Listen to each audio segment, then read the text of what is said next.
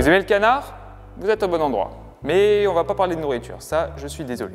Parce que sur internet, si on a déjà énormément de choses sur les comics, sur les mangas, un petit peu moins sur la BD, eh bien on n'a rien du tout sur les cartoons qui viennent de Disney. De mon côté, je vais déjà esquiver tout ce qui est en rapport avec Mickey et ses comparses, parce que je trouve que les personnages ont pas trop de profondeur et on va pas se mentir, leur histoire, elles me font carrément chier. Alors on a déjà beaucoup à piocher chez nos fameux canards, je parle bien sûr de Donald Duck, Balthazar Picsou, Riri, Fifi et Loulou. On a un tas d'histoires qui a été fait par des grands maîtres et des noms réputés comme Karl Barks, Don Rosa, Romano Scarpa. Donc il y a déjà assez de matériel pour faire de nombreuses vidéos. Et si avec le temps on élargit à Mickey et Pluto, je serai un petit peu plus triste, mais on trouvera toujours des trucs intéressants à dire. Dans tous les cas, le but est de mettre à nouveau de la lumière sur des œuvres qui ont pour moi un petit peu disparu de la circulation au profit d'autres médiums et qui pourtant sont des chefs-d'œuvre qui méritent notre attention. Pour la première, impossible de passer à côté du grand maître, j'ai nommé Karl Barks, celui qui a créé de nombreux personnages et surtout celui qui a donné ses lettres de noblesse à nos chers Ducks. Donc c'est parti pour une petite histoire et bien sûr on ne commence pas par un classique mais au contraire par quelque chose d'un petit peu plus obscur pour vous montrer un petit peu le principe de l'émission. Alors en avant les histoires et c'est pas Uwi, on lui pète la gueule à Uwi. Au commencement, Donaldville sous la neige ou Ducktown pour voilà, les anglophones. Alors déjà, souvent ça a beaucoup de charme, c'est des histoires que j'apprécie beaucoup, je pense notamment à un grand classique comme Noël sur Pauvreville qui n'est pas le sujet de cette vidéo, dont on parlera sûrement ultérieurement, mais qui est à mentionner tout de même. L'hiver aux États-Unis, ça a de la gueule. Nous avons Donald qui ne porte pas sa vareuse traditionnelle et déjà ça c'est un point à souligner parce que c'est assez rare et insolite. Alors là ce sera justifié par les gags de l'histoire et donc il est en costume avec un haut de forme. Il faut savoir qu'à l'époque, pas d'internet, les enfants se faisaient un peu chier. Du coup, une de leurs activités, quand il y avait de la neige, c'était d'utiliser ce matériel par terre pour faire tomber les chapeaux des gens tirés à 4 épingles qui se donnaient un air un petit peu snob, vous voyez. Et c'est exactement ce qu'ils vont faire avec leur pauvre oncle, c'est-à-dire ils vont faire 2-3 boules de neige et lui balancer dans la gueule. Mais là, où on a tout de suite une particularité de Donald, c'est que c'est un vieux singe. On ne lui apprend pas à faire la grimace. Et en gros, il avait déjà prévu que ses neveux allaient l'embêter. Et du coup, il a tout un système, par exemple, d'élastique avec son chapeau qui lui empêche de tomber par terre. Et là, les enfants sont surpris. Et en plus, ils sont dans des espèces de tranchées qu'ils ont construites avec la neige. Et Donald, il arrive et leur dit que c'est plutôt une mauvaise idée et il les ensevelit dessous. Donc là, c'est un knockdown pour notre cher Donald Duck qui a mis au tapis ses 3 neveux.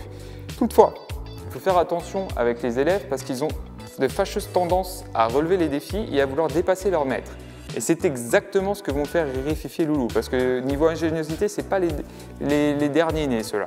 Donc ce qu'ils font, ils profitent de l'absence de leur oncle pour construire un fort, avec de la neige toujours, et pour mettre au point quelques chausses-trappes qui vont leur permettre de piéger notre fameux Donald Duck. Ce dernier, il revient de sa course. Il dit qu'il est toujours prêt avec son petit chapeau et son élastique et bien sûr son savoir. Et les enfants voient de nouveau des boules de neige avec en prime un œuf. Ce qui là pour le coup fonctionne totalement parce que si le chapeau donc est élastique il part du côté, l'œuf s'engouffre à l'intérieur du chapeau et s'éclate sur le visage de Donald qui bien sûr réagit plutôt de manière colérique. Et donc là il a essayé de prendre d'assaut le fort de manière brutale et bien sûr il va se manger les chausses-trappes les unes après les autres, les nombreux pièges, il va finir lui-même enseveli dans une tranchée donc il ne respecte pas ses propres consignes. C'est une victoire cette fois-ci totale pour nos 3 petits larrons. Par contre le souci avec Donald c'est que lui c'est un gros rageux.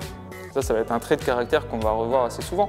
Et du coup si vous l'embêtez, il a tendance à vous embêter 2 fois plus, à surenchérir toujours, très important. Et donc il va détourner un élément de la maison, d'ailleurs qu'on ne voit pas à l'intérieur dans l'histoire, il va utiliser un vieux poêle à bois qu'il va transformer en armure. Et vêtu donc, de cette tenue de guerrier, il va prendre d'assaut de nouveau ce château, qui est un château médiéval, voilà, on revient dans les joutes historiques, il va faire le siège. Et là, cette fois-ci, il est inarrêtable, parce que vous doutez bien que la neige contre de l'armure, ça ne fait pas grand-chose. Du coup, il passe à travers tous les pièges, il commence à taillader avec une épée, d'ailleurs c'est vrai qu'il sort une épée, ça on ne sait pas trop d'où, mais il commence à taillader une entrée dans le fort, et là les enfants ils sont un petit peu bêtes, parce qu'ils sentent la raclée venir, et du coup, face à la pression, ils sont obligés de trouver une solution. Et quoi de mieux que d'utiliser un chalumeau qui à la base a servi à la construction du fort pour creuser un tunnel sous la neige, passer derrière notre cher Donald et faire un petit peu augmenter la température dans l'armure. Et ça fonctionne particulièrement bien parce que du coup le siège est carrément stoppé. Donald saute dans les airs et fait pleuvoir autour de lui, donc toute son armure est improvisée. Après on a une petite ellipse qui nous fait passer un moment d'ailleurs qui ferait sauter sans doute un petit peu le scénario parce que certes il a plus son armure mais il pourrait toujours utiliser la porte qu'il vient de créer avec son épée, mais ce n'est pas le cas et du coup il les attend à l'intérieur, il fait le siège, il profite qu'il fait froid dehors en espérant qu'à un moment ils seront obligés de rentrer à nouveau à l'intérieur et qu'il pourra les fouetter copieusement parce qu'à l'époque les sévices corporels sont autorisés sur les enfants, ne le refaites pas maintenant, ça risque de mal se passer. Mais eux ils sont aussi malins parce qu'ils ont recyclé l'armure dans sa première utilisation, c'est-à-dire ils ont fait de nouveau un poêle et ils en profitent pour se chauffer et pour avoir de la nourriture molto buene, c'est-à-dire des petites saucisses. On est aux États-Unis, ils font des petits hot dogs, du coup ils peuvent tenir assez longtemps. Et c'est une fin d'histoire. Mesdames et messieurs, nous arrivons maintenant à la partie la plus intéressante. Quels sont les points à souligner dans cette histoire? Alors déjà, nous pouvons voir Riri, Fifi et Loulou avant leur entrée au Castor Junior. Parce que ça, ce sont peut-être les personnages qui changent le plus à travers l'œuvre. Ils passent de petits chenapans, peut-on dire, qui font l'école buissonnière, qui font pas mal de bêtises, qui embêtent souvent leurs oncles, qui cassent pas mal de choses, à des petits boy scouts un petit peu modèles, avec un savoir plutôt assez infini. Et donc là, ils en sont encore dans la première partie, c'est-à-dire où ils sont plutôt turbulents. Ensuite, nous avons les gags qui fonctionnent sans dialogue. Et ça, c'est un point très important de tout cartoons. C'est-à-dire qu'on pourrait enlever toutes les bulles, ça fonctionnerait tout aussi bien. Nous comprendrions l'histoire du début jusqu'à sa fin, nous rigolerions aux mêmes endroits. Et c'est là, à chaque fois, où je trouve le style de Barks très fort, c'est que les dialogues sont là pour pimenter la chose. C'est-à-dire vraiment être la cerise sur le gâteau, ce qui va décupler le sourire et souvent nous faire encore plus rire. Souvent intérieurement, je ne vais pas non plus m'esclaffer, faut pas déconner, mais quand même c'est une touche du maître. Nous avons aussi le caractère de Donald Duck qui est bien évidemment un des points centraux et sur lequel on reviendra souvent.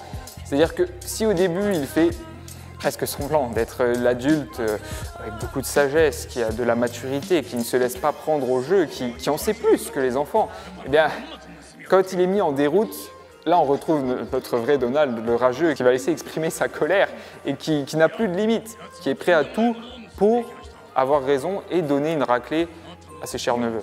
Je suis bien sûr aussi obligé de parler du découpage et de la mise en scène, parce que ce qui est intéressant avec Barks, c'est que toujours il nous donne un sentiment de grandiose. Pourtant, là on se dirait c'est une petite histoire, il n'y a pas vraiment d'enjeu. Et pourtant déjà quand vous avez un Donald en armure qui sort de chez lui, ça en impose, il prend littéralement la pose.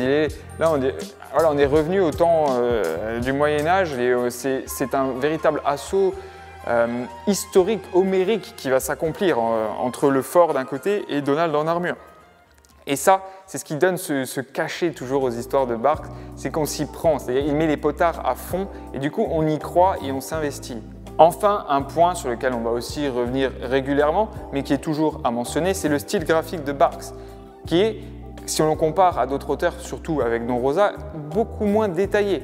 Mais déjà, ça peut s'expliquer parce que le monsieur a été très prolifique et qu'il avait une obligation d'écrire et de dessiner de nombreuses histoires chaque semaine et chaque mois. Donc bien sûr, il ne pouvait pas s'amuser à détailler chaque épi de blé ou chaque flocon de neige, c'était pas possible. Mais si les décors ne sont peut-être pas très fouillu, alors pour surtout ça dépend des histoires, celle-ci c'est pas le cas, il utilise des éléments qui eux le sont. Par exemple, s'il y a un détail important à souligner, celui-là va être détaillé. Je pense par exemple au chalumeau ou à l'armure de Donald. Et du coup ça fait qu'en se centralisant, en mettant un focus sur ce qui est réellement important pour le spectateur, eh bien, on n'a pas cette sensation de vide. Et ça, c'est aussi une particularité du crayonné de Barks et un trait de son génie, parce que du coup, ça passe comme une lettre à la poste. Aucune sensation de vide, on ne dirait pas que ce n'est pas assez travaillé. Donc ça, c'était pour la liste des points à souligner. Et maintenant, on arrive surtout au plus intéressant. Qu'est-ce qu'il y a derrière cette histoire, en sous-texte? Eh bien, c'est bien simple. Souvent, les adultes se prennent beaucoup trop au sérieux, ils se sentent supérieurs aux enfants, alors que dans pas mal de cas, pour ne pas dire la majorité, ils sont pires qu'eux et il suffit d'un prétexte pour que ce côté ressorte de manière très prononcée. On a beaucoup d'exemples dans la vie réelle, déjà à l'époque apparemment, sinon Bart n'aurait pas fait cette histoire, et c'est confirmé, année après année.